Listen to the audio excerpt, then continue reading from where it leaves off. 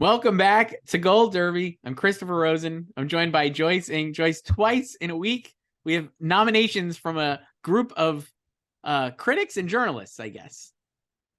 Tis the season. The Critics' Choice Awards, Joyce. Yes. The film nominations are here.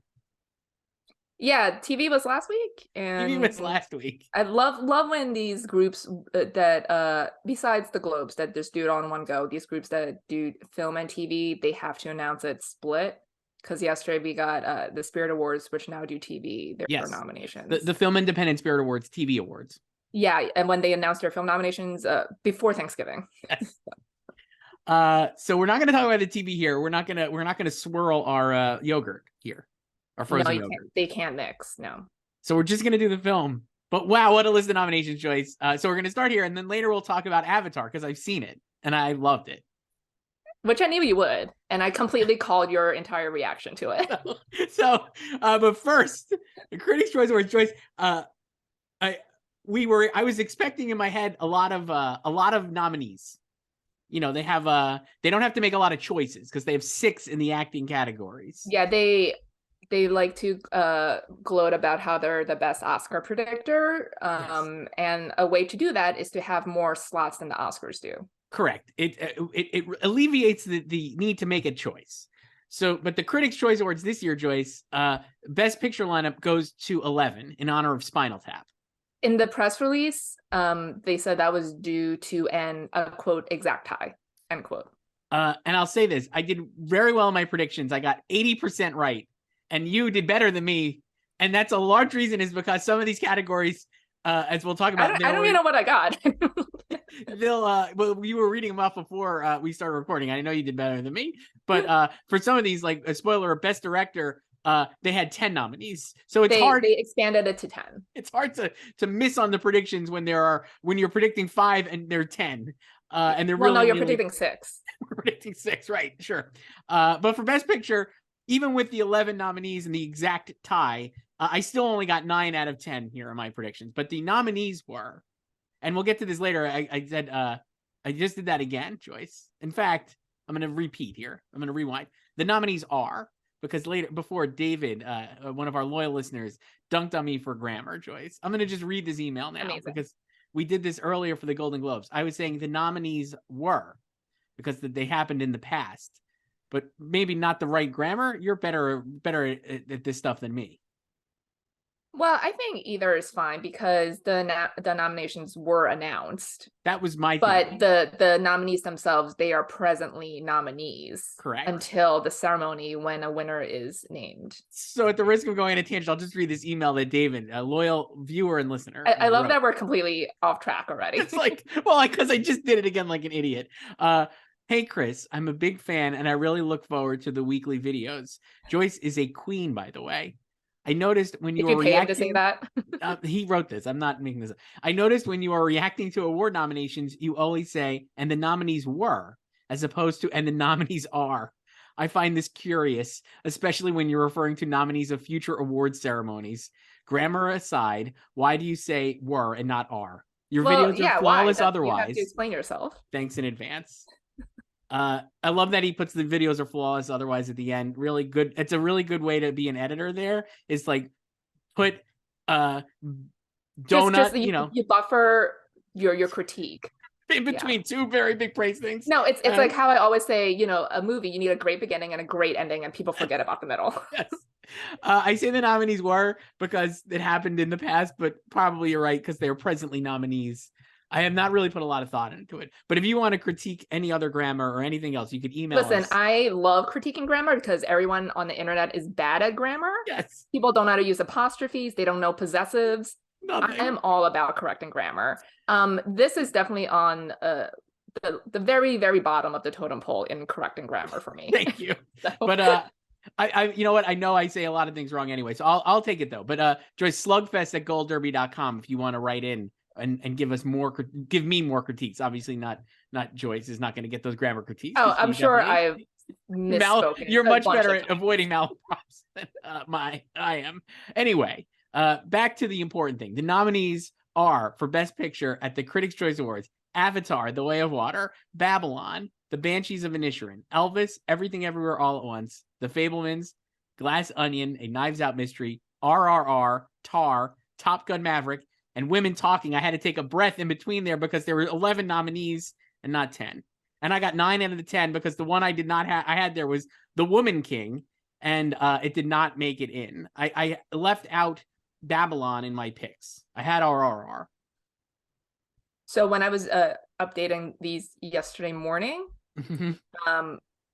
first of all, I feel like we don't make these decisions, but I feel like for Critics' Choice in the prediction center, we should have unlimited slots.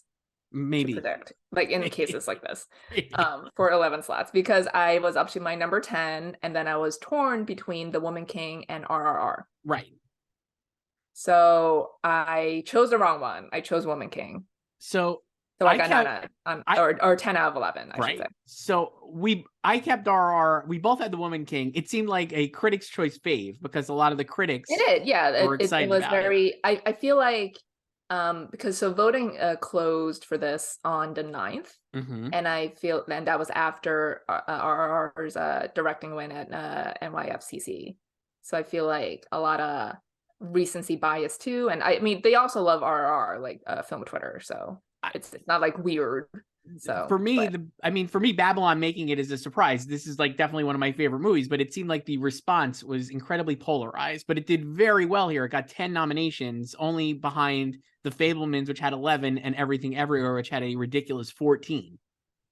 It getting in did not surprise me. I kept it in there because I felt like it's polarizing, but like it still has its fans, and I feel like because the movie is not actually out yet and reviews aren't even out yet, that it's just like, oh, we're gonna like cover all the bases, right, basically. And sure, and I think that's great. I love seeing it in there, and I'm a big fan of the movies. It's one of my favorites. I was just surprised, like I said, because like the initial response from a lot of the critics, especially in LA, was like very mixed. But maybe it still has fans. It's not like completely reviled like Bo Rap was or something. No, and I also think the negative noise was louder than a lot of the people who liked it. A lot of times you see that, right? Because people are going to be like, not everyone shares their opinion on the internet, right? So that's a great list of nominees. I feel like there's a very good chance that 10 of these 11 could get nominated at the Oscars as well. Yes. I mean, the only one would be The Woman King would be probably on the fringe there at the Oscars. I think I could see like The Woman King getting in at the PGA Awards and maybe be like the 10th or 11th in there for Best Picture at the Oscars. It feels like, I mean, honestly, I could also see like Babylon falling out too at the Oscars. So I thought that, and then I recently put it back in. I still have it in, but I had it out and then I put it back in just because I was like, wow, I really think its craft stuff is going to be incredibly strong. And I think the actors are going to be, enough actors will like enjoy it and support it. I don't think it's like hard to imagine actors being into that movie. No, I still have it. I'm not going to take it out yet. Basically, for the Oscars, I'm like, do I put in Woman King or RRR? Basically, like for this too, for Critics' Choice. So, and then I have like my Glass Onion dilemma as well, just hanging on there at the bottom, which I could also drop. So I kept Glass Onion too, and again, thinking the actors branch would be very enthused by it. But we'll see.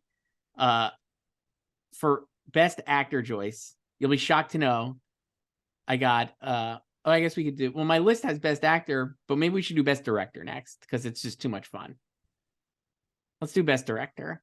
Here are the nominees. I'm going to take another deep breath. James Cameron, Avatar, Damien Chazelle, Babylon, Todd Field, Tar, Baz Luhrmann, Elvis, The Daniels, Everything Everywhere, Martin McDonagh, Banshees, Sarah Polley, Woman Talking, Gina Prince Bythewood, The Woman King, S.S. Rajamouli, RRR, and Steven Spielberg, The Fablemans. This list goes to 10. You did better with this than you did reading off Best Picture. I did. I took a deeper breath. There was also one fewer nominee. So. I got 6 out of 10. Because no offense to anyone who did not get 6 out of 6, which is what you could predict. But I don't see how you could miss anybody when it expanded to 10. Let me ask you this. So what were your 6 here? What My did you 6 go were with? Spielberg, Daniels, Sarah, Todd, Martin, and King of the World himself, James Cameron. I had the same 6 as well. And I'd be curious if that was the top 6 of the 10. It feels like probably. Probably. Maybe. Yeah. Sure. Spielberg continues to be the front runner here, looking like the Jane Campion of the year so far.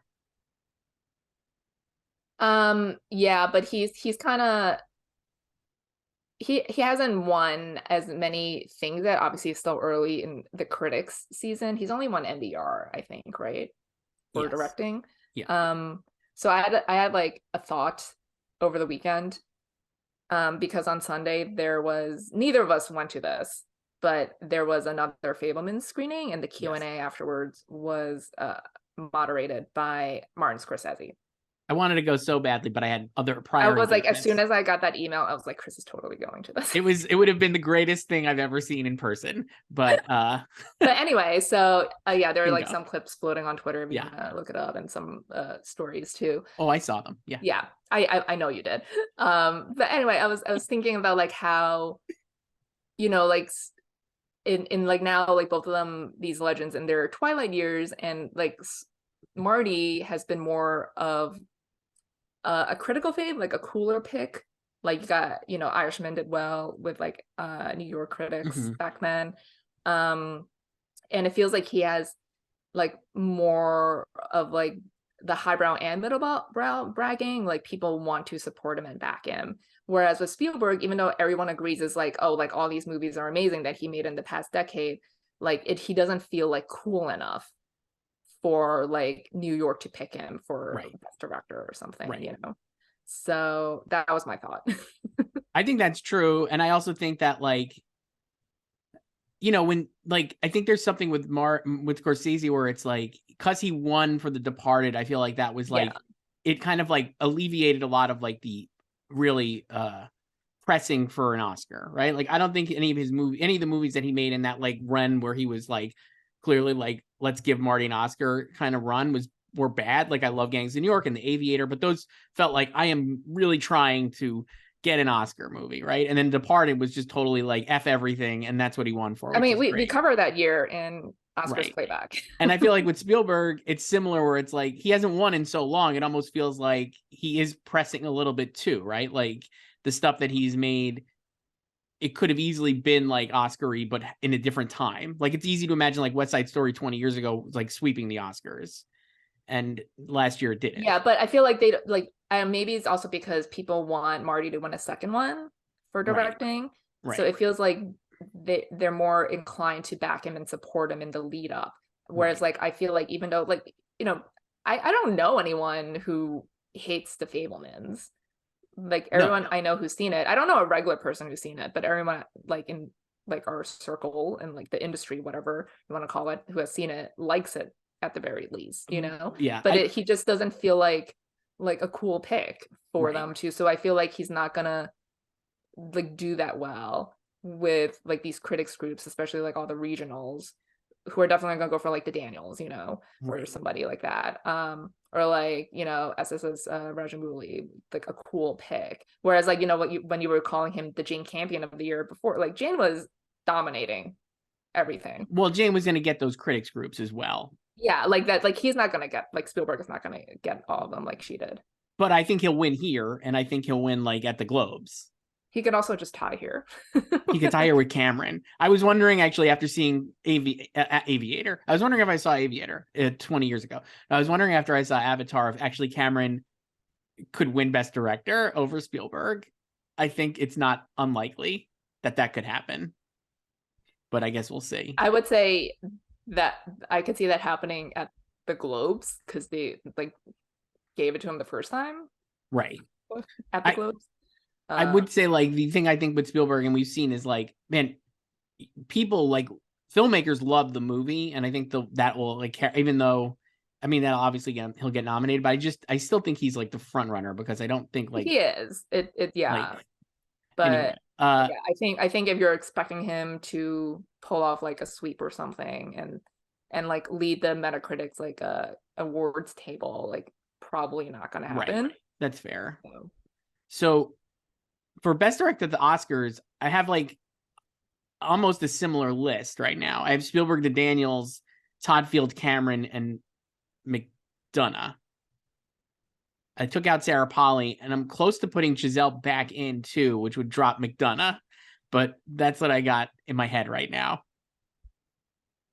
Why do you want to put them back in? I'm just torn on. I'm like, I feel like Babylon is, like I said, like I just love it. It is like a really good movie, and like he's so. I just don't know how the branch would react to him. Like I said, I think it'll have like a lot of strong like tech category support.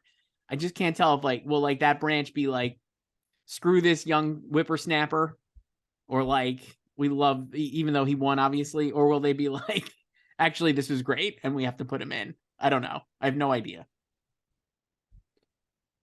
I mean, like I took him out a while ago, but I feel like Cameron would get in. Do you still I think Cameron will get in for sure. Do you still have Sarah in? Sarah Polley. No, I dropped her the other day, remember? When we so you don't have, so who are your five then? The same five? Yeah, Spielberg, Daniels, Todd Field, Cameron, and Martin. McDonough. So I put in like I've always wanted to put in Martin, and I may have had in for like 20 minutes a long time ago. And I was just like hanging on to Sarah. I mean, one of the things I was thinking this week about Sarah, because like obviously after the Golden Globe snub, people were like, what an outrage that she's not on the list for best director. And I was thinking, I was like, one of the probably not that it matters, but a large reason why would be after the first screenings of the movie, one of the big knocks of the movie was how it looked. And I do think that like kind of set the tone a little bit in a negative fashion. Like that was like, even people who love the movie were like, but it looks terrible and it looks like a play. And like we said, it's not really like a play. And the desaturated photography didn't really bother me enough to think that it was going to negatively impact the movie. And right? it makes sense for the movie. Like it's kind of like when you just walk into a dark room and your eyes have to adjust, Right. And I just was like, oh, imagine if people would just, instead of like immediately going to that, like when, the director does a lot of different things. And like we had said in this a long time ago, like the performances alone should get her like consideration, because I think the ensemble work is so strong in that movie that's like a great credit to her. And like she created a great working environment and all these incredible things that she's doing.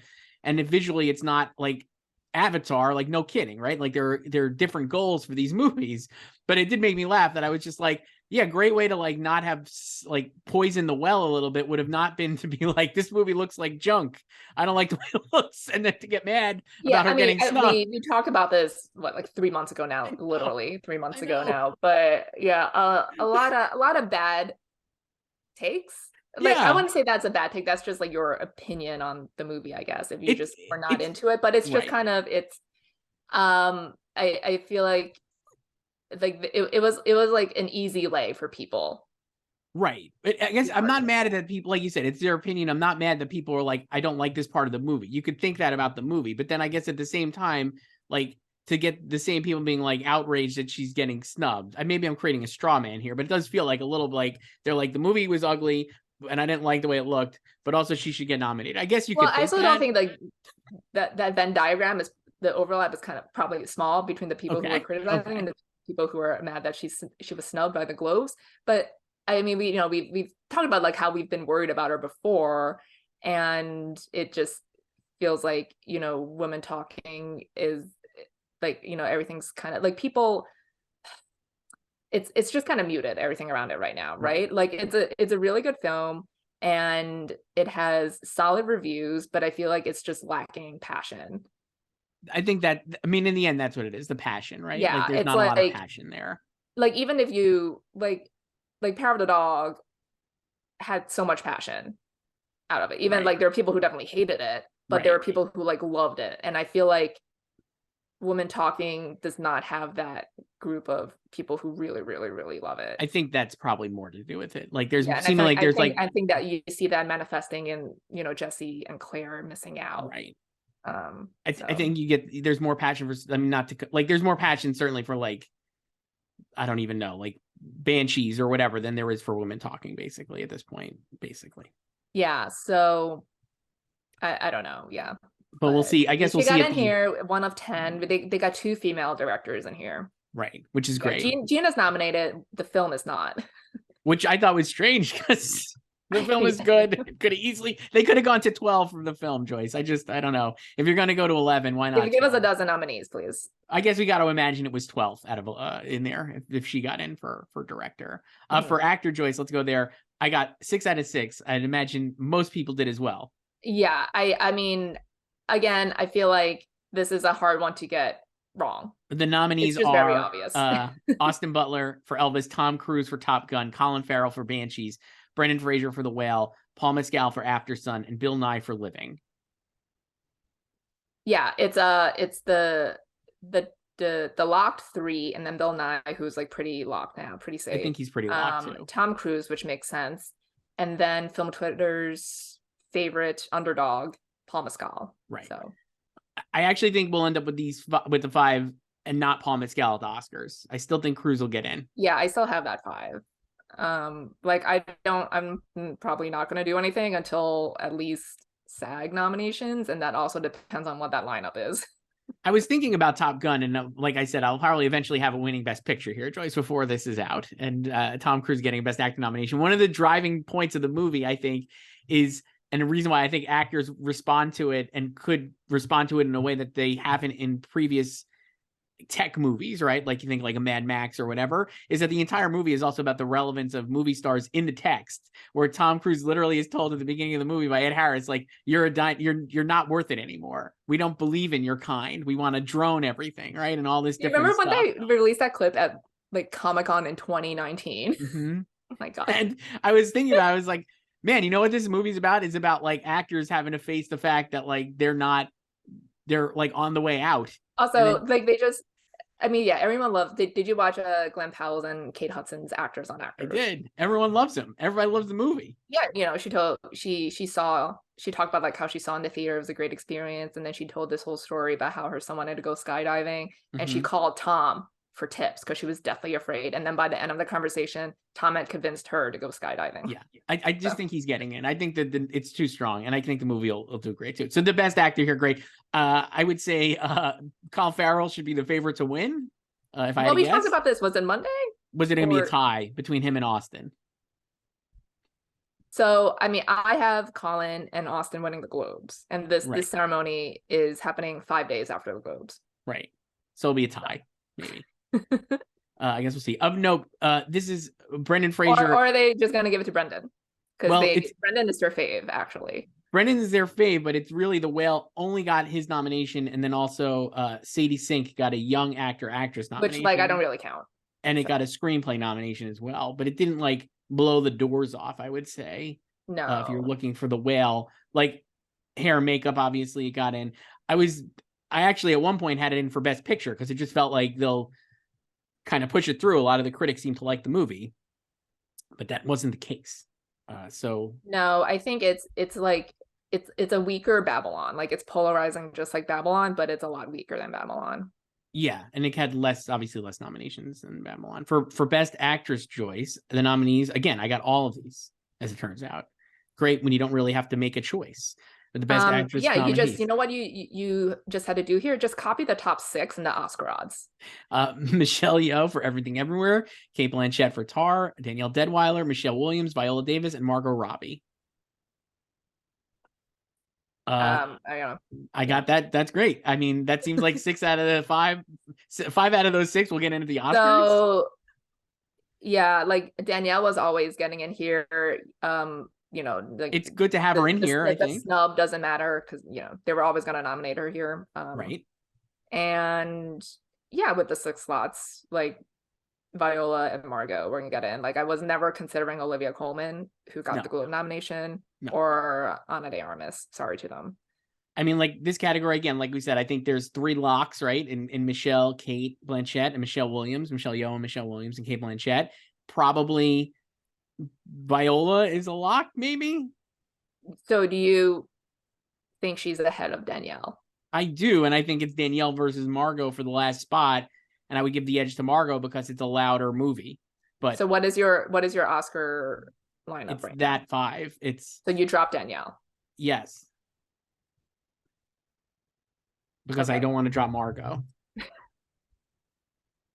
I mean, like an issue with Margot is that she disappears in like the last 45 minutes really of the movie. I mean, so does Bill Nye in Living. Right. But no, I think Margot could get in. I wouldn't be surprised if Danielle gets in. Obviously, like we said, there's a lot of support for her performance from actors, but I just wonder if enough people will prioritize the movie enough to have her number 1. You know what I mean? Like, I think she needs like a lot of ones. Well, yeah, but the thing is, like, that performance is a one getter. It is. Like you just have to watch it, and then like if you like her performance, you're probably gonna rank her high on your ballot. Right. And Margot is like a 3-4 getter. Yeah, like that's no offense to her, like that's a filler nomination. But I mean, it's enough of like enough. I think more. Yeah, people it's will see the I mean, movie. I would say the same thing about Viola too. You know, I would say I liked Viola. I definitely like Viola more than Margot's performance, and I prefer her to Danielle's performance too. Like I thought like the tones she was doing in the film was amazing. Like that the second pool scene with Tuso great is so incredible. Good. She's so good. And then obviously there's all the physical aspect, which is like cool too. But I don't know if she is a one getter like Danielle's performances. I don't disagree anything you're saying. Yeah. I just think there will not be enough ones to offset the quantity of votes. Yeah, that's the thing, Margot because Woman King and Viola and Babylon will be more visible yes. than Till ultimately. That's what I'm going with. But I mean, it could be wrong. I think Danielle could easily get in. Like we saw last year. I think Danielle is very comparable to Kristen Stewart for Spencer. So do you think she's going to miss SAG? She very easily could. I mean, it is a very SAG-friendly performance, but she could miss it, but still got in at the Oscars because, like we said, when Kristen had enough manic support, basically, to get her in, right? There was like the people who loved it. Yeah. And so I think you can see that with Danielle, she was the lone nominee. Right. I mean, the good thing is Till is not alienating like Spencer was. No, it's a very solid very solid movie, like we talked about. And again, in a different time, it would have been a Best Picture nominee probably like 20 years ago. Yeah, I mean, I'd say I still have Danielle in. I don't have Margot in my Oscar lineup, so right. I probably won't touch it again until. Yeah, I mean that makes sense. So, I'm not. I mean, like, I'm not saying like SAG, we know that, so. Right. I mean, I don't think there's nothing against these performances. I'm just saying like that's my reasoning for it. It's just like I think more people watch these movies than Till. So I guess we'll see. For the next category, Joyce, it was supporting actor. The nominees are Paul Dano for The Fabelmans, Brendan Gleeson for The Banshees of Inisherin, Judd Hirsch for The Fabelmans, Barry Keoghan for The Banshees of Inisherin, Keo Kwan for Everything Everywhere All at Once, and Brian Tyree Henry for Causeway. And Joyce, I got to say, I did not get all these right. I got only 4 out of 6. I got 5 out of 6. So let's see. I had Keo Kwan, Brendan Gleeson, and Barry Keoghan, and Judd Hirsch. And then I had Eddie Redmayne and Ben Whishaw instead of Brian Tyree Henry and Paul Dano. I'm curious why you put in Eddie.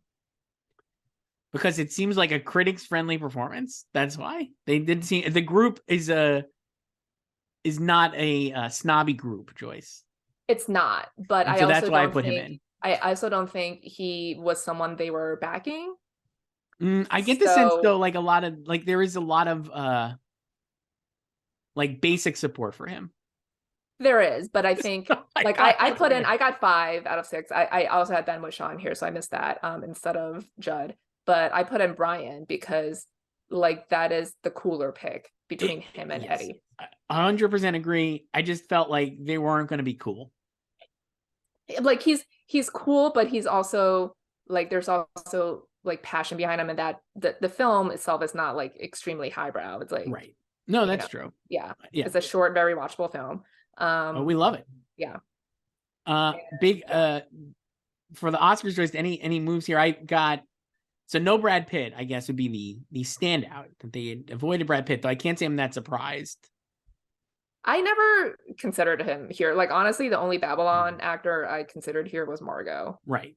So For the sorry to Oscars, Diego too. I have 4 of these 6. I have Q Kwan, Brendan Gleeson, Judd Hirsch, and Barry Keoghan, and then I do have Brad Pitt.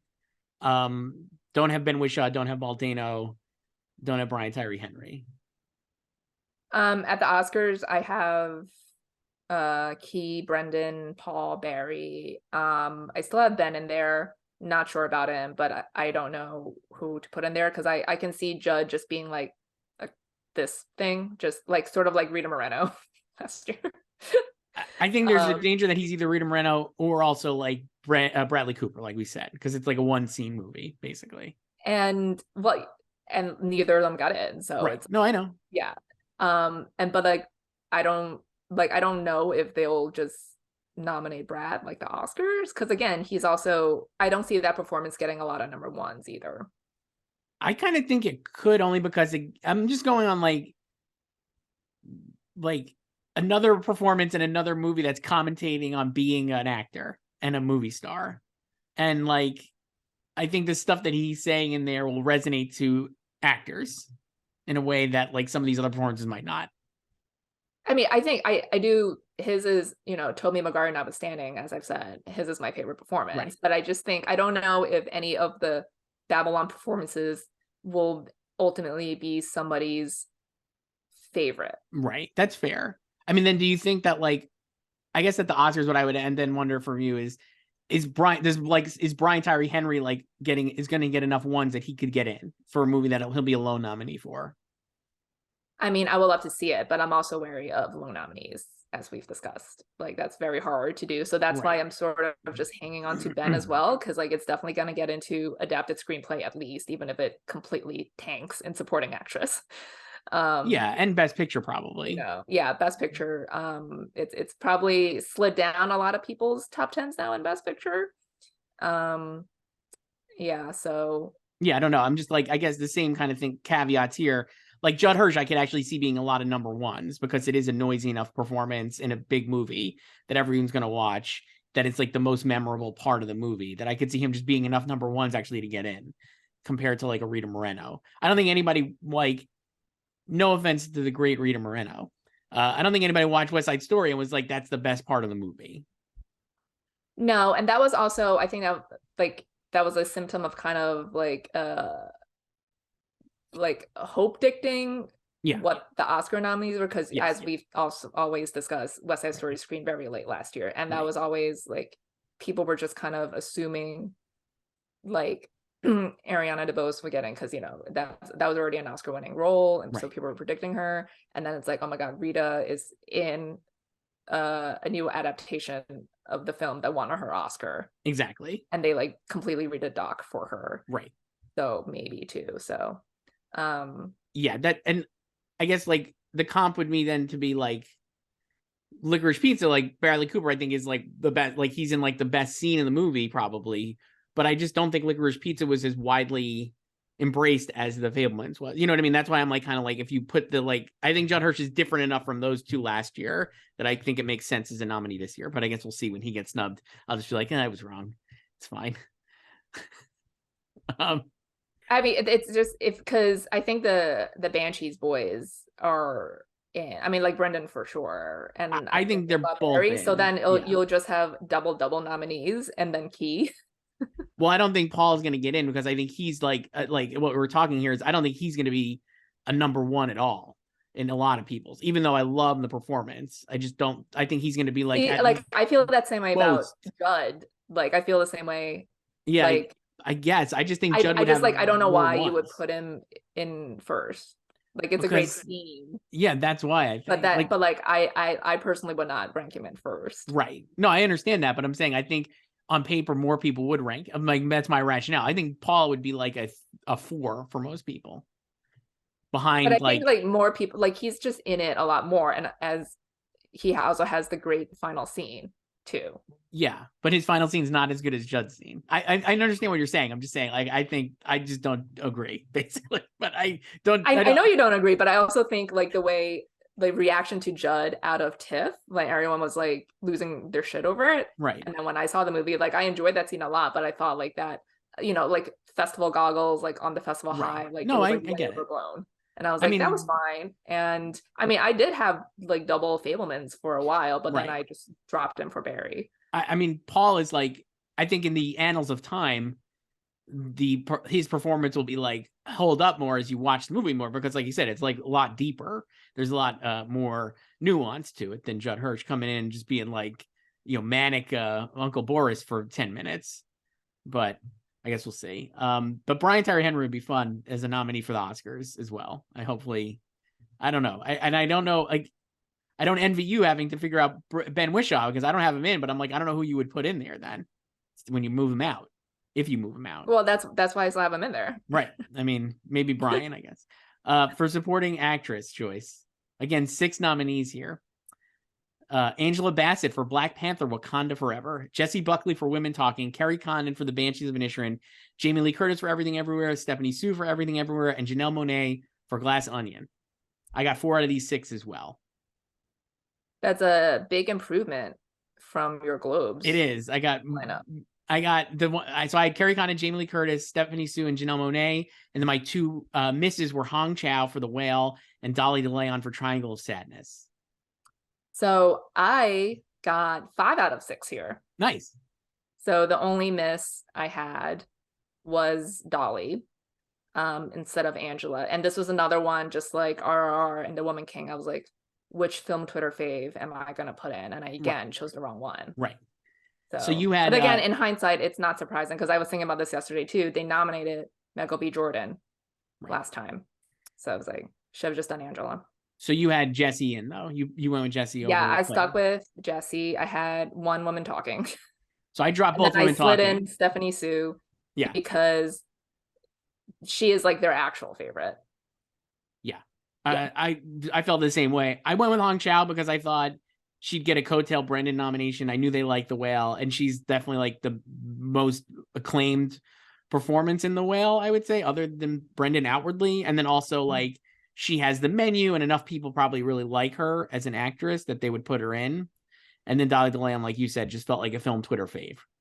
But yeah, I'm not surprised Jessie Buckley got in. I actually took both women talking women out at the Oscars as well. I just was like, I'm just going away. I kept Jessie in at the Oscars. I could see going back to Jessie after BAFTA. If they have if she gets in at BAFTA like she did last year, I would just put her in. But yeah, I can just see her if becoming the consensus, I guess, if they're just going to nominate one of them. For the Oscars, I actually had the same 5. So I have Kerry Condon actually now in first, winning, which I think a lot of people do. She's moved way up in the odds. Yes, I feel like she's the only safe one here. I have Jamie Lee Curtis and Stephanie Sue in at the Oscars. And then I have Hong Chow and Dolly DeLeon. At the Oscars, I have Kerry, Jamie, Dolly, Janelle, and Jessie. I only feel really, really good about Kerry. Like Jamie, I can still see missing, but then I was also like, she can get in, and then she could bring Stephanie as a coattail too. I kind of think she will. I also think that the movie is so big that they'll both have enough support, and I think they would actually both be ones on a lot of different kind of ballots. I think younger voters would definitely gravitate more towards Stephanie, because she's definitely, to me, she's the best part of the movie, like going away. I don't think there's any question. That character is just basically a section of the internet. And I think younger members of the Academy would really respond to it. And then Jamie Lee Curtis is such an icon that I actually think she would get in based on like having enough support in the community at large.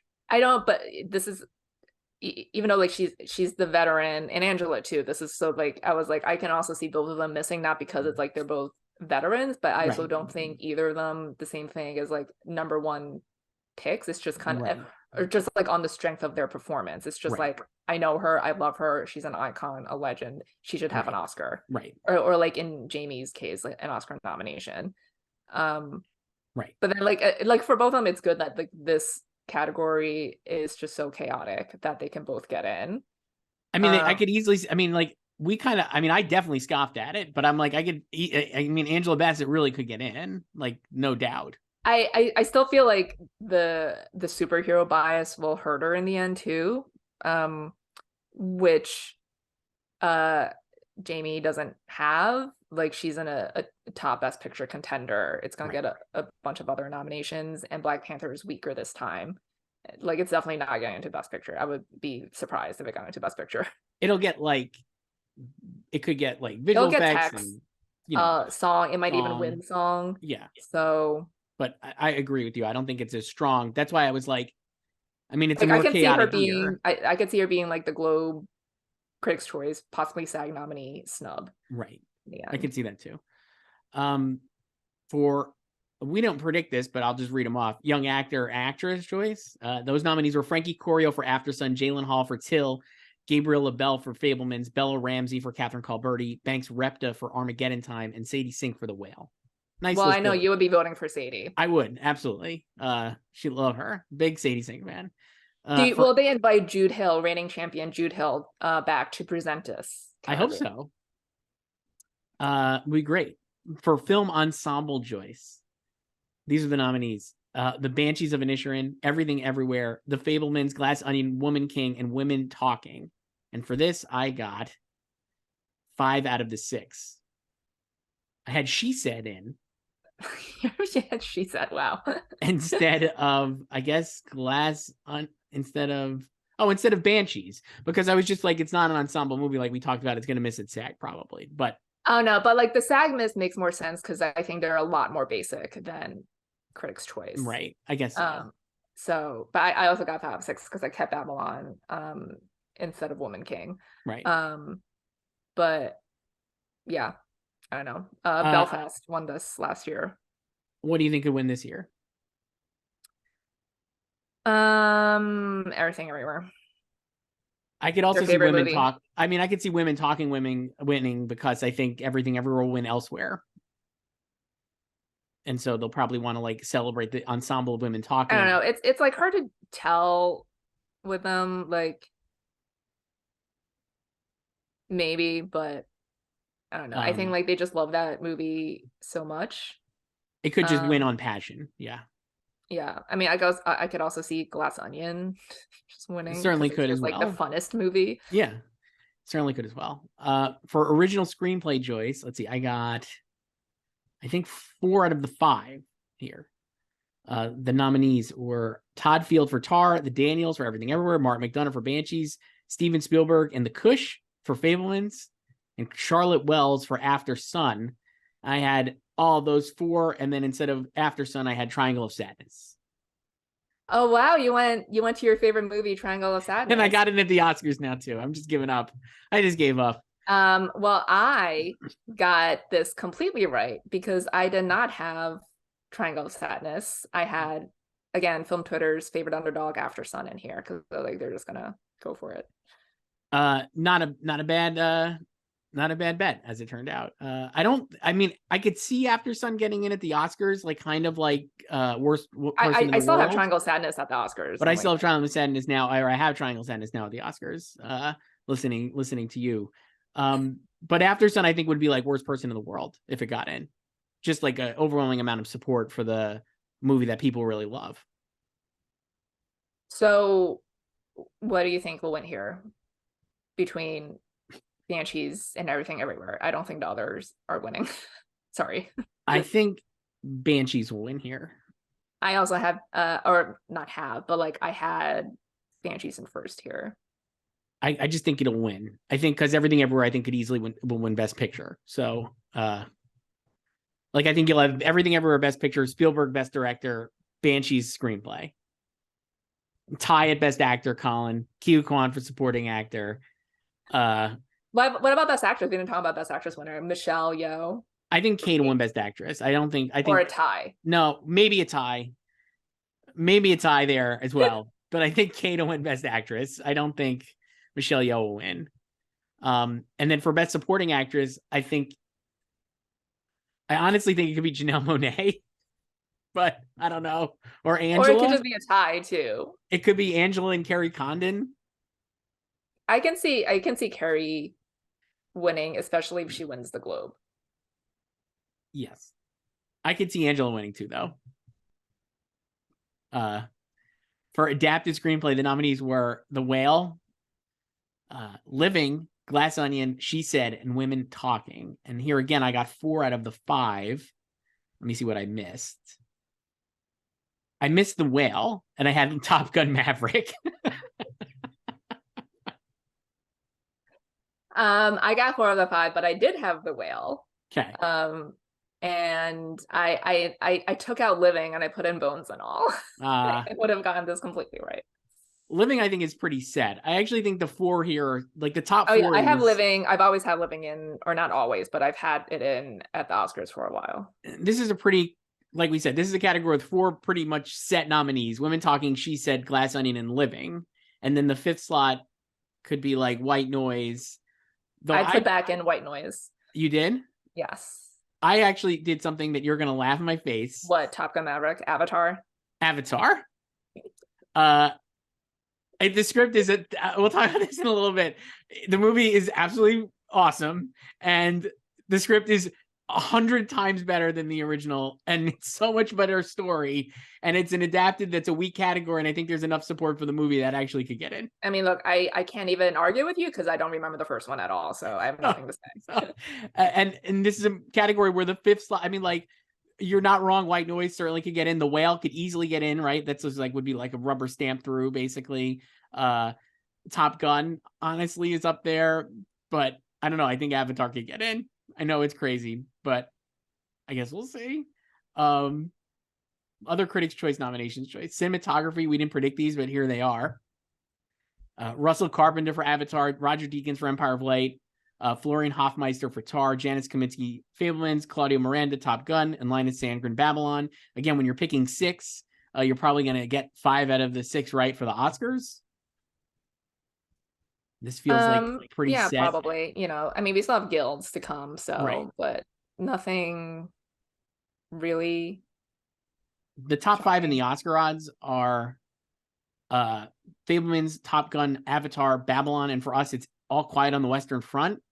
It's probably because of me, because I have that in my top 5. And then it's Empire of Light, Everything Everywhere, Banshees, and then Tar all the way down there. I have Tar in because I do think it'll get into, but I guess we'll see. I do like the Tar cinematography. I might put that in. Should I drop All Quiet? I mean, I know that like the cinematography All Quiet on the Western Front is remarkable. It's very pretty. The movie is going to get like an international feature nomination too, and it's easy to imagine it getting like a couple of other like tech nominations, but I think Tar is probably getting in. I don't know. Who knows? I wouldn't drop anything yet if I were you, because like, why would you? No, the only thing I did was I put Avatar in first. Wow.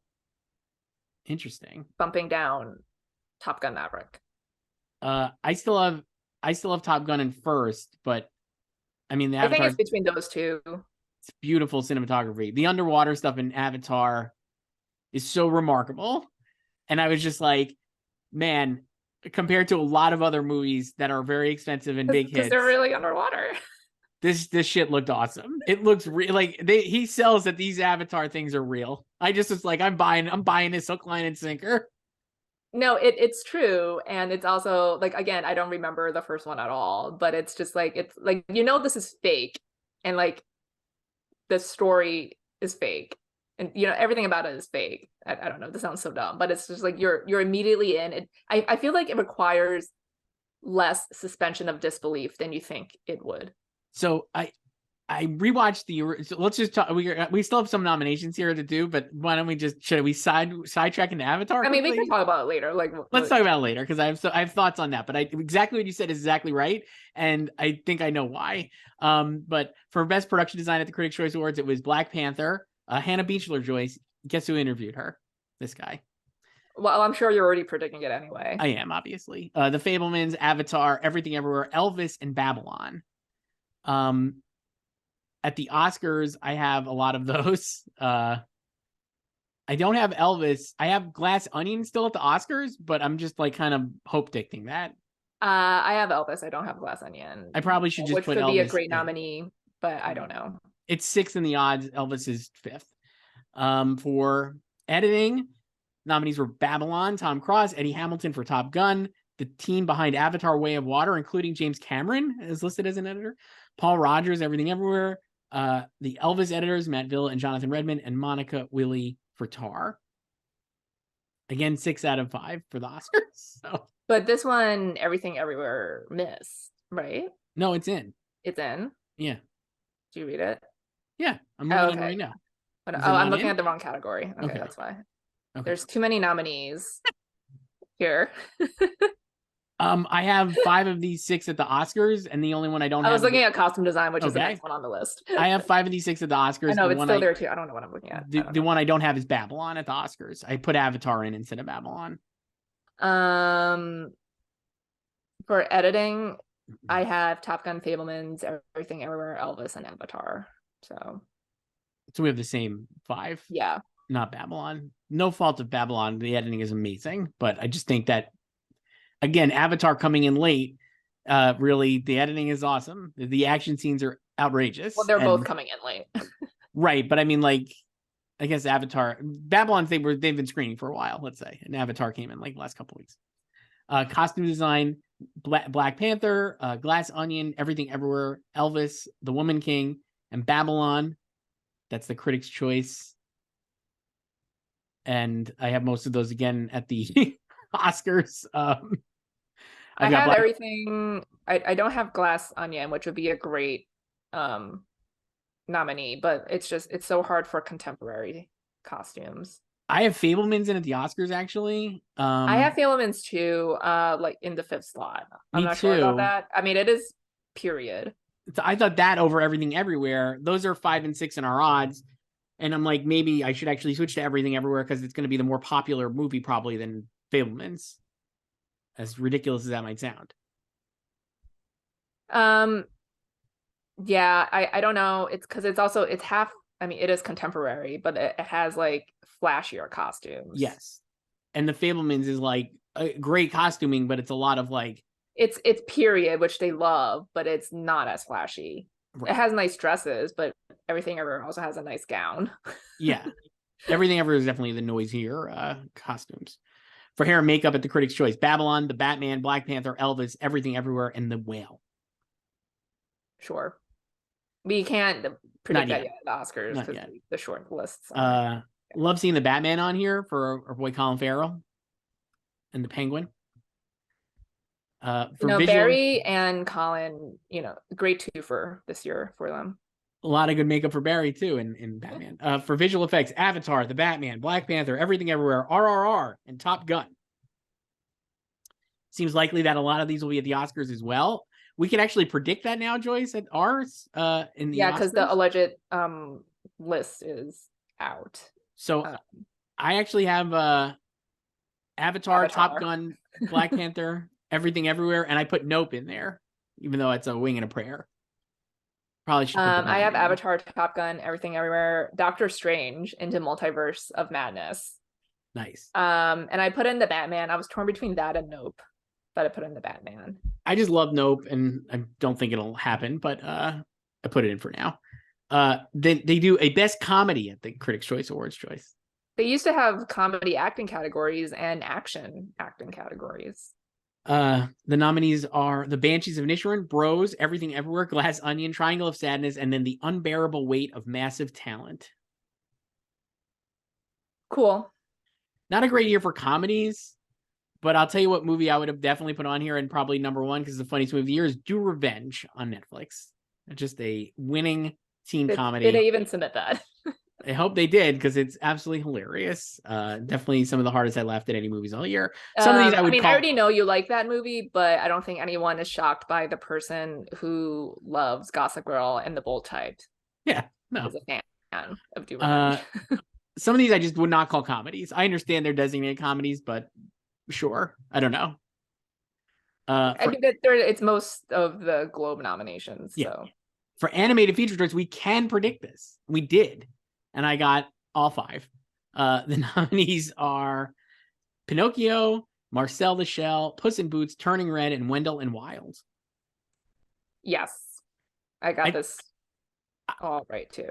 I get the sense that like at least 4 of these will probably get at the Oscars, and then the last spot could be any number of different animated movies. I still don't have Marcel getting at the Oscars. I kind of think it So, will. I mean, I don't know. I don't know. I'm not sure It's about pretty. Wendell and I Wild. think it's pretty open after Pinocchio, Turning Red, and Puss in Boots. Those seem like the three locked. And then they have a foreign language film, Joyce, not an international film. But the nominees there are All Quiet on the Western Front, Argentina, 1985, Bardo, Close, Decision to Leave, and RRR. Is this like Bardo's biggest nomination so far? I believe so. And this is why I'm like, you know who did not seem to like Bardo? A lot of critics, but it still got in on international feature for them, or foreign language film. We know a lot of filmmakers like it. Filmmakers love it. Yes. Chloe Zhao, Chloe Barry Zhao, biggest fan. Jenkins. Yeah. They are huge fans of this movie. And I think, again, another movie that, like, beyond the loud noise of award season will have however anything can have a staying power, especially when it's on Netflix. No offense to Netflix, just stuff just disappears. I think this is a movie that people will go back to and look at and like study as like a filmmaking exercise. Not necessarily, it's not made for like normals. It's gonna be something. I mean, he also did a complete re-edit of it after the initial review. Yes. So, but it's gonna be something that will be relitigated in like 10 years, and everyone will be like, why were we so harsh on this? Absolutely. And you know, I think like I always feel like award season does disservice to the movies because most people are like looking at it from like what can win and what can, and you don't really pay attention to the movie itself. You should like actually hand out awards like 5 years later, right, when you have more distance from it. I mean, I do this too. It's tough. I try not to do it, but it's like, it's hard. That's how everybody talks about it. So I think Bardo will have a long life. But anyway, I was surprised that it made it in here because I don't get the sense that a lot of critics enjoyed it. But there you go. I think RR is winning. Oh, definitely. Yeah. So yeah. If only a great reason to think about it winning is because Rajamouli got in for Best Director. So it's like the only movie here to get a significant nomination elsewhere. Yeah, and it's also just the most populist. Oh yeah. Too. So Best Song, Joyce, a lot of Globes faves here at the Critics' Choice Awards. Carolina from Where the Crawdads Sing, Taylor Swift. Ciao Papa from Pinocchio, Top Gun, Hold My Hand, Lift Me Up, Black Panther, Natu Natu, RRR, and New Body Rumba at White Noise. Your the favorite LCD Sound System song. Great song. Mm-hmm. I would love to get in at the Oscars. I'm not predicting that. So like now Taylor Swift has shown up here for a movie that a lot of people don't seem to like, that's on Netflix and remains popular. Was like a sleeper hit for Sony. A song that's not like one of her most recognizable. She got nominated here. She got nominated at the Golden Globes. She's obviously a filmmaker now. Could get in for all. Could get in for All Too Well short film. Does this song Carolina get into the Oscars? I feel like they don't. Like, I would not be shocked if it didn't even make the short list. Like How Beautiful Ghost. Also, the other one that she had missed the short list from her doc, which I love. That song was great. Yeah. This Americana movie. They're not Swifties. No. So. But yeah. The rest of the internet and the film critics are. Natu, I think, could win here also. Yes. So. Because I personally find all the other nominees like just completely serviceable. And also like they're used in the movie as well. So I would just give the edge to Natu because of its use in the movie. Even though like I do like New Body Rumba a lot, but I don't expect that to win. No. And then for Best Score, this is the last one that the Critics' Choice Awards give out. There are 6 nominees here, one of which is disqualified from the Oscars, seemingly. But so only 5 of these will get into the Oscars. But the nominees are Alexander Desplat for Pinocchio, Michael Giacchino for The Batman, Hilda Gudendauer for Tar, Hilda Gudendauer for Women Talking, Justin Hurwitz for Babylon, and John Williams for The Fablemans.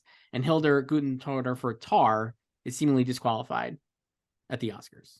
Yeah, not enough original music. So I have 4 of these 5, I think, at the Oscars. I did too. My other one, oh wait, which one did I miss? I have Banshees. I put Pinocchio in, and I have Banshees instead of The Batman. I have Banshees and Empire of Light. instead of still. which two? Babylon and what else? Well, Oh, they have Babylon. 6, so Right. instead of Babylon. So I had Babylon pretty high, but I talked to Justin Hurwitz, which was a great dream of mine because I love his music so much, and he rules, and that score rules. There are a lot of good scores this year. This So year, I great. also want to put in Terrence Blanchard for Women Talking, which is another great score. And Woman like he's King, you really mean? like in the club now. Woman King. Yeah, mean? Woman King. Too Yeah, many yeah. women. Love his score. Yeah. I love the Avatar score also. Yeah, that's a good one. There's a really good piece during a chase scene. So do you think I still have John Williams just winning here, basically on like the John Williams like Lifetime Achievement Award? Do you think he'll win though? I don't know. Like I have him mostly in first because I'm like he'll get in for sure, but I don't know if he's a lock to win. I was thinking it again. I don't know how this works and how much people think about this again. I'm probably overthinking it, Joyce. But the most memorable music moment in the movie is a Bach song. It's from Michelle Williams. It's Michelle Williams playing Bach. And I also feel like because the score is very piano based because Mitzi is a pianist. Right. So I feel like some people might also conflate them, like, or they can't tell. Well, the Bach song literally sounds like a John Williams track, Yeah, and I'm like, sure he was you like, can't tell which is which. So I'm like, if you're not super familiar with classical music, which a lot of people aren't, I'm not either. Like the first time I saw it, I was like, wow, what song was that? And then I was like looking at the credits, I was like, oh, okay, that must have been that, because I was like, this is a beautiful song that she's playing, and there's no, it's weird. It would be weird that she was playing a John Williams original in the movie, right? Like when she's sitting. Well, at like the no, piano. that wouldn't happen. What's up? Like she wouldn't be playing a John Williams score in the movie. Exactly. So I was like, obviously this isn't part of his score, but it's a beautiful song, and it's the most, I think it's the highlight of the movie to me, is because it's over the scene where Sammy is cutting together and realizing that his mother is in love with somebody else. I guess that's a spoiler, but it's not a spoiler because it's real life, and he's talked about this for decades. The movie's been out for a month, and it's available now on VOD. VOD now. So yeah, I think that I think he could win an Oscar literally for that one scene. He did a rearrangement of it, I believe, and it's on the soundtrack, and it's like him and I forget who the pianist is who worked on the Fabelmans with him. Let me see. I want to get that woman's name right. Soundtrack. Hang on, let's see. This is great stuff. But like I don't know if like he'll just win because like he's retiring. Right, I don't know. Joanne Pierce Martin, I believe, is the pianist who plays on these tracks. Yeah, I don't know. Like I'm saying, like I don't know if he'll win because of that, but then I don't know who would win. I mean, Babylon has like the most score because it's the most movie, and it's an amazing score, and obviously Justin Hurwitz won already for La La Land. I think Hilder's Women Talking score remains awesome. I could see. Yeah, that's a great score. Desplat winning for Pinocchio, frankly. I mean, it's a good score there too. It's a good score, and it's going to win animated feature, so like it easily could get another Oscar here. I don't think like the fifth, like I have Carter Burwell for Banshees in the 5th slot. I don't think that would win. I would love. No, I don't even know if that would get in. I don't even think he'll get in either. And I mean, I would love the Giacchino score from The Batman is amazing. I wish I had The Batman in more places because it's a really great movie, but it just feels like when Batman came out in March, it was like, this is a great movie with a lot of really good, like high tech craft stuff in line with like Dune, because it has like Greg Fraser cinematography and all this cool stuff. And then like Top Gun and like every one of these massive movies has come out since and is like kind of pushed Batman back in the consciousness. It's in a lot of like 6 to 10 range slots right. for these categories. Yeah. So should we talk about Avatar now, Joyce? That's it. That's Critics' Choice Awards. We spend almost over an hour doing this, basically. So Avatar, when I told you my thoughts about it last week. Yes. You were kind of concerned and you thought you wouldn't like it. And I was like, oh no, you'll like it and you'll probably cry. So after we spoke, I was like, I was right. You were absolutely right. After we spoke, I rewatched the original Avatar. It's on Disney Plus. I have not seen Avatar since I saw it in the theaters in 2009, and I did not enjoy the experience rewatching it, to put it bluntly. It did not play well at home. I had a tough time getting into the movie because in the beginning of the movie you have all these human characters who are very stock and not really fleshed out, and I had a tough time when it went into the Navi part of the movie, like disconnecting from seeing people to then just seeing aliens, and it just looked like kind of a cartoon on my TV, which is a very nice TV, and I was just like, man, this is not going to be good. And then I saw it, and I was like, this is the greatest movie I've ever seen. Avatar: Way of Water. It is so good. I was crying at the end of the movie, Joyce, more than I've cried at any movie this year. Remember we were talking about this the other day?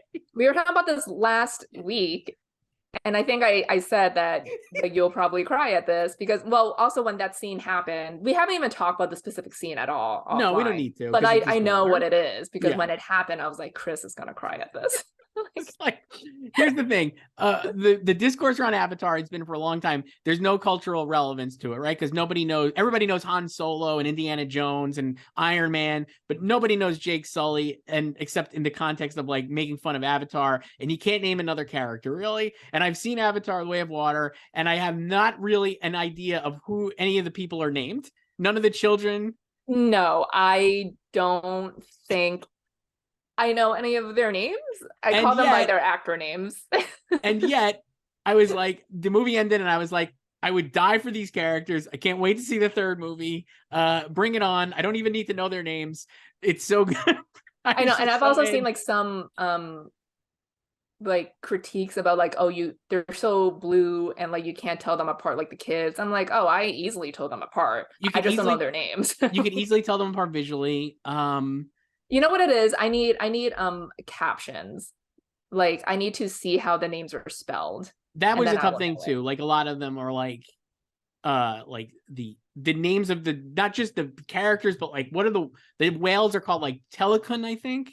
Telecun, yeah. So like I know, like I read the wiki page before I went to see it, so I did see the names, but I'm like, I still like, I want to like see their face and then also watch it with closed captioning.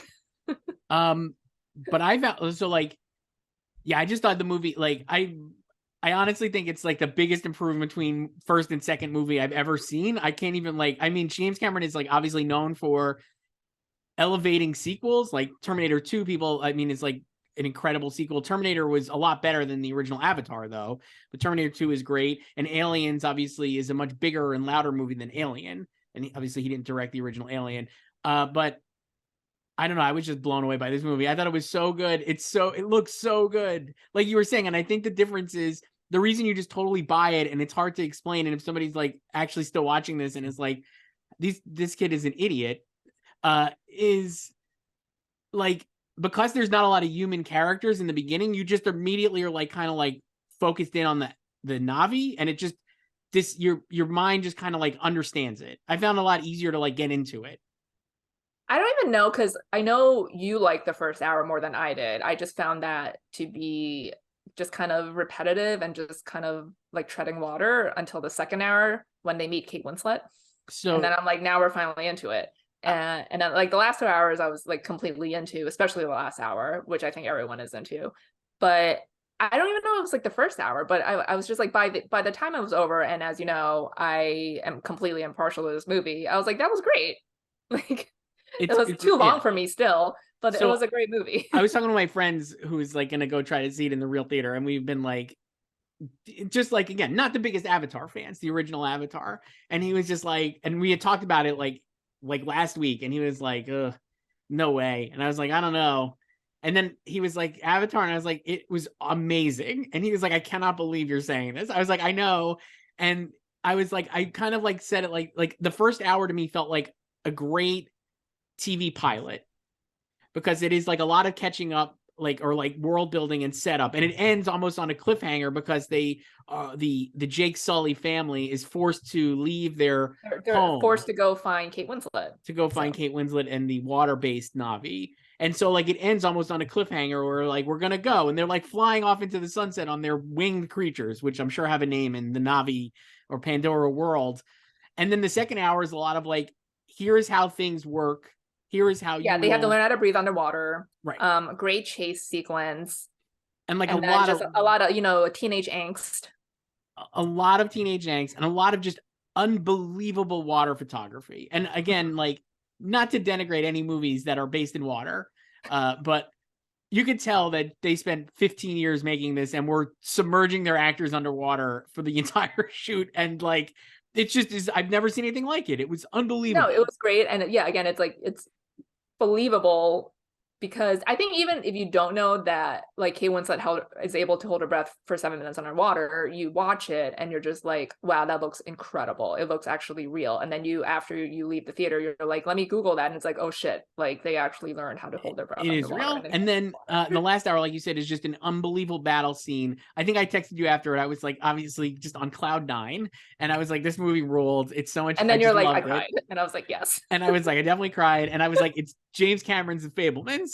Because again, yeah, there's a lot of throwbacks to his previous films. So much. And the last hour is, like you said, Titanic. It's Terminator 2. It's The Abyss. It's like True Lies. It's Terminator. It's just every movie like kind of thrown into a blender. And it just is amazing. And that's again why I was like, for a long movie, the last hour is the best. And like, if it's going to get in for best editing, I think the editing in that sequence at the end is just remarkable. It's so good. And again, we talked about this last week and how he just knows how to deliver blockbuster action set pieces. And you know where everything is, where everybody is, you know where the whale is. Did your theater, so my theater clapped when the whale did something during the battle sequence. Did yours? So it was not a crowded screening, but I'll tell you who clapped. This guy. I was going nuts. I was like, yes. Yeah, the thing I love about it is like, it's also incredibly, like, it's so earnest. It's sometimes really silly. Like, I was laughing at like some of the stuff in it. The reason I have it in for adapted screenplay, which again is like a joke, because everybody is like, these movies, like that was like the knock on Titanic, that the script was bad. And then like, and it wasn't nominated. Avatar, the script is worse and it wasn't nominated. And then why would Avatar ever even be considered here? Again, the reason I think this movie is so good is because there's an actual story, like you understand the stakes. And I think the characters, even though I literally cannot tell you most of their names, Kiri is the Sigourney Weaver teen character, I believe. Yes. And She's then, like and then only Took one. is the little girl, Took and Kiri, and then Jake Sully, obviously, and Neytiri and Quaritch, who were left over from the original. So I know like 5 characters, obviously, but there's a lot of other characters. Like I could not, if you gave me 1,000 chances, I wouldn't be able to tell you the name of the oldest son or Kate Winslet in the movie. Kate Winslet is Ronal, which I knew going in, but I don't even know if they said her name in the film. Did they? They had to have when they met, right? But I don't remember. Anyway, I think so. I have no idea. But all I'm saying is like the reason I think the script works is because like you care about the characters so much, and that's like in the writing. You do. And that's when I knew. I was like, Chris is gonna cry. I'm like was so invested. I was so invested in the characters, and even to be frank, like we said, it's not a spoiler because in the movie, like Quaritch was the original villain, which was mostly like a human performance in the original, played by Stephen Lang. And Stephen Lang has said he's going to be in all the sequels. And Stephen Lang is back in this one as a Navi, and you'll see like they very quickly dispatch of like how that happens. But I was like in the original, like that character was such a hacky character, very stock, like kind of like Arlie Ermy in Full Metal Jacket, like clearly like just nothing to it. And here he's gotten so much more like depth and shading, and it's like really interesting. And I was just like, I don't know, I think the script does a really good job of like creating dramatic moments, especially because a lot of times, at least for me, I'll get a lot of a character because of the actor's performance as well. It's not just in the writing, it's in the performance. And here, again, they're motion capture performances, but you're looking at a blue cartoon the whole time. It just totally works. I'm totally in. I don't get it. I don't know how he did it, but he did it. It's just and the awesome. whales too. Like I care about the whales. The whales talk. And like you said, when you were saying that, I was just like, Selena Meyer, what the F? And subtitle whale. It kills. It's so good.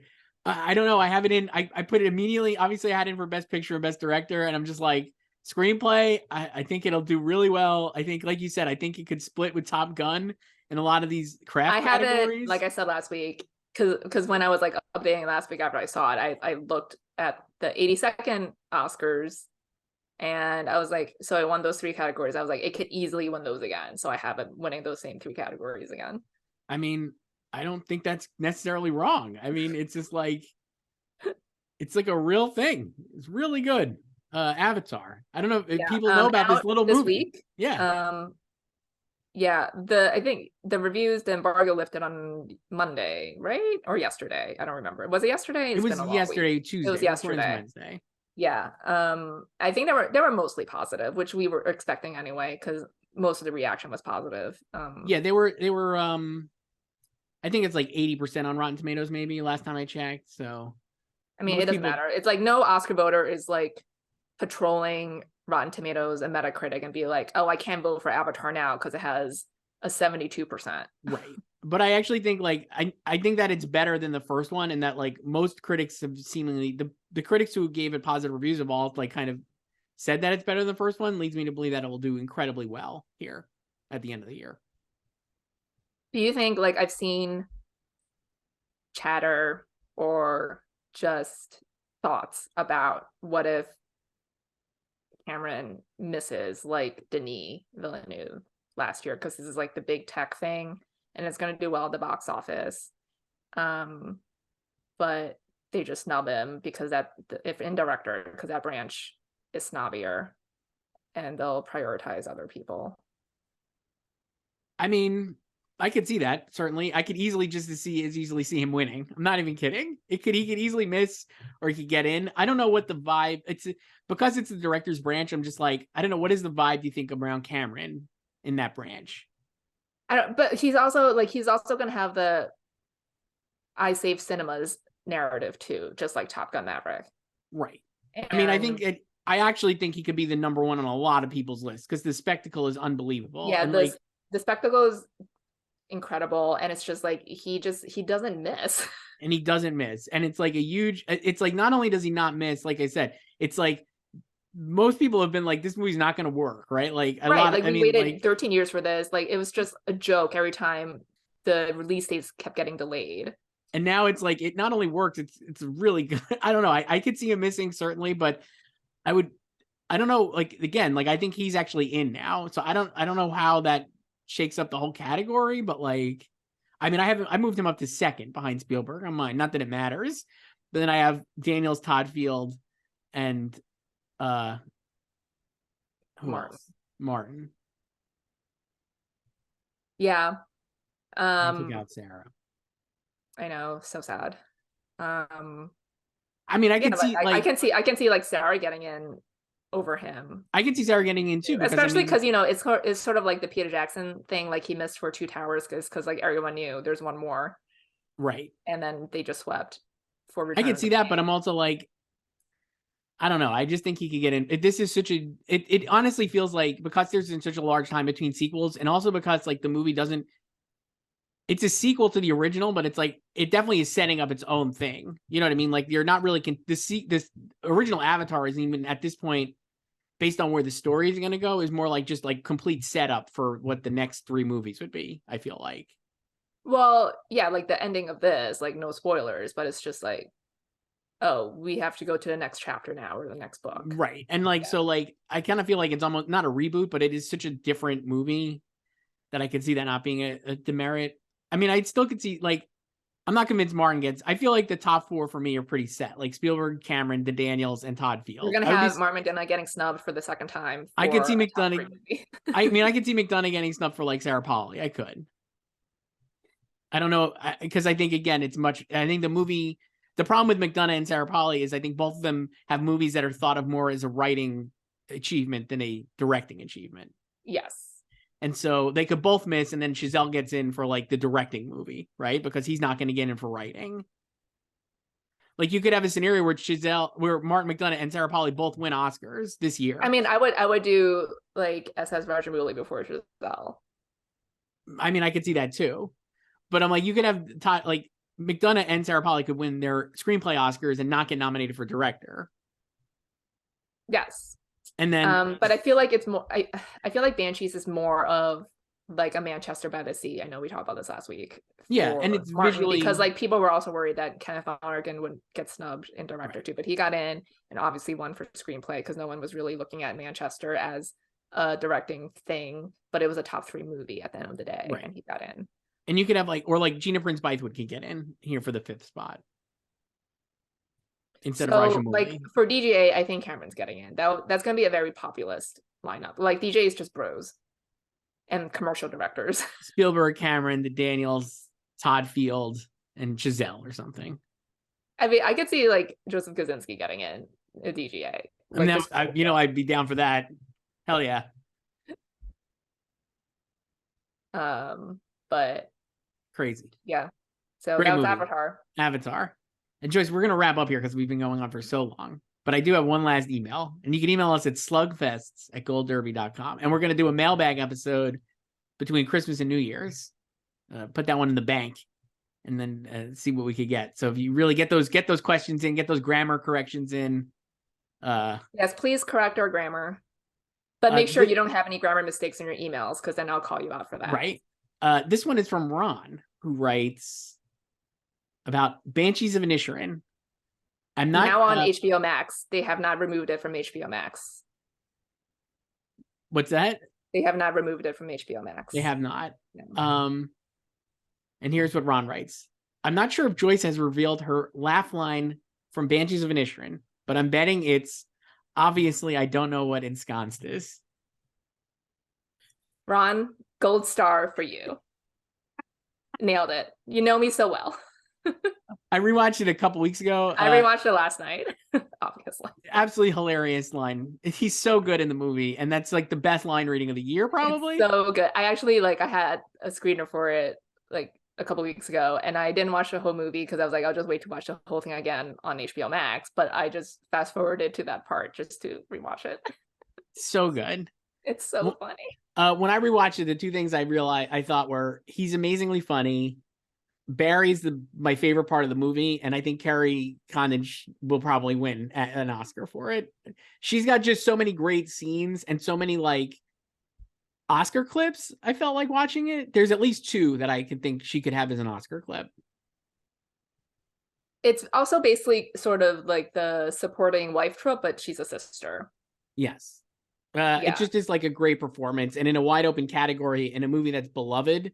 I feel like it is beloved. Like it does feel like a pretty safe Best Picture nominee, safe to get like 9 or 10 nominations. Frankly, it could easily get like 9, right? It could get 4 acting nominations. I mean, it would really have to explode below the line, like score, production design, costumes. It would get picture. It could get director, screenplay. I mean, that's like, and then it could get 4 acting. So it could get 7 at the very least, and then like scores maybe 8, and maybe costumes is 9.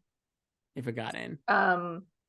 Yeah, like when I was rewatching it last night, I was like, this is just also a great sibling relationship between the 2 of them, Colin and Carrie.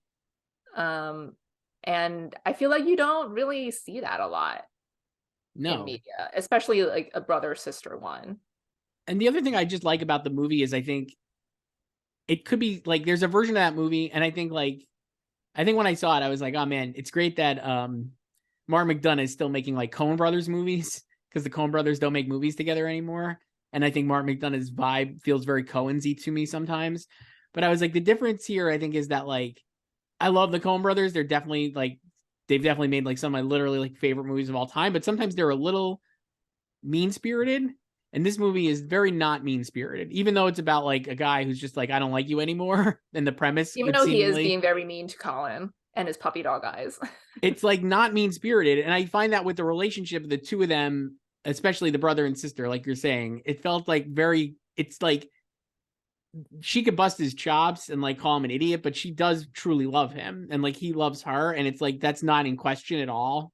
And it's just very sweet. I think their relationship is so nice. Yeah, it's very sweet. Even when she's kicking poor Jenny out of their house. Love Jenny. Loved her performance even more the second time. Jenny the Donkey. Nominate her for supporting actress, please. I mean, a great donkey.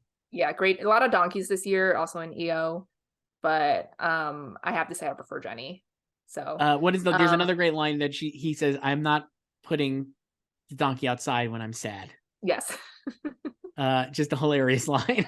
So I know, and I love Colin's performance even more. Just there's like that's why I like rewatching movies I love, because you just like get to focus on specific things. And that's also why I don't mind spoilers. Like if you told me the entire plot of Banshees before I saw it, like I wouldn't care. You could spoil anything for me. I don't care, because then I'll go in and I can focus less on the plot and I can focus on other things going on in the I movie. don't disagree with that. I think there's not to continue this and derail it, but spoilers for me, it's like if the movie is like building to like if the twist is a shocking reveal, that kind of diminishes the experience of seeing it the first time. Like if that is part of like the experience of the movie. But if it's like basic plot stuff, it doesn't really like diminish. Like if it's like for Glass Onion, I would have been disappointed to know the actual ending, because I think part of the like fun I understand. Like, and the thing is like I would never spoil something right for people who don't want to be spoiled. right. But you But can like a always movie like spoil it Banshees, for me. right? Yeah. A movie like Banshees, I'm like, it's not like there's nothing really to spoil. Like it's not like it's not like it's hinging about on like a mystery. friends breaking up. Yeah. Right. Yeah, but even with like mysteries, like in that case, like with Glass Onion, I wouldn't care if you told me like who the killer was or the twist, because like what I used to do when I was a kid, I would read the clue books. Mm-hmm. And at the end of the chapter, you have to turn it upside down and you see the winner, or not the winner, the killer. So I would do that first. I would like go to the end of the chapter, turn my book upside down, read the killer, and then I would read the chapter, because I want to be looking for like all the clues and see how they wrote it and everything. Funny. Yeah. So I don't do that with horror movies. I was just thinking this because I'll probably do it with the new Scream. I'm a big Scream fan, Joyce, but I'm also a scaredy cat, and I don't like violence. You need to know spoilers for Scream. Well, with like the original, like with the Scream, the last one that came out this year, which I loved, like truly loved, and I've seen it twice. Like I remember, like literally before I went to see it, I was like, I need to know exactly like when these death scenes are and how violent they are, because I just don't want to have to like hide my eyes the whole time, and I don't need to see somebody get like stabbed in the throat. So I'd like to cover my eyes at that, or if I could see it first in some capacity, like. Did somebody put up a crappy rip on YouTube of like a death scene in Scream? Let me just watch that quickly with the sound off, so I'm not going to get scared and not going to like have to hide my eyes, and then I'll at least expect it, and then when I'm watching the movie, I can be a little more chill. Oh my god! So I don't get squeamish. I don't get scared. I'm not a big like slasher horror person in general. Yeah. So I mean, I haven't seen a Scream movie since Scream 3. You're missing out. Like I said, Scream. You know what would be on my top 10 of the year? The Scream 2022. Great movie. Sure. Oscars for Scream. But yeah, like you could spoil Scream for me. I don't care. It's fine. I'm not gonna spoil. And I'll never get mad at you for spoiling, like a 10-year-old movie. All right. Did someone get mad at you for spoiling Uncut Gems? Oh yeah, that was true. Yeah. Somebody did. Yeah. A 3-year-old movie. Yeah. All right. Well, that's it, Joyce. So you could go predict the winners for Critics' Choice Awards. Also, I want to just tell Joyce, I got here breaking news. You were the top expert at 84.85%. Wow. Congratulations. Congratulations to me. Yeah. I just basically copied the top 6 in most of these categories. Incredible job. And then put in like a film Twitter fave. Incredible job. Thank you. Thank you so much. Right, how did you could have done that worse? Let's see. I look like I was I feel like most people did well here. Yeah, a lot of people were tied for second with 83, and then I guess I was tied in third with 80. So you had, what did I say, 89? No, it wasn't that 85. 85. Great job. A B is good. B, yeah, not bad. Not bad. All right. We're usually C here. We're usually average, or maybe even D. So with the other last week, what was it? The Golden Globes, I did not do great. But anyway, that's it, Joyce. We'll talk later. All right, bye.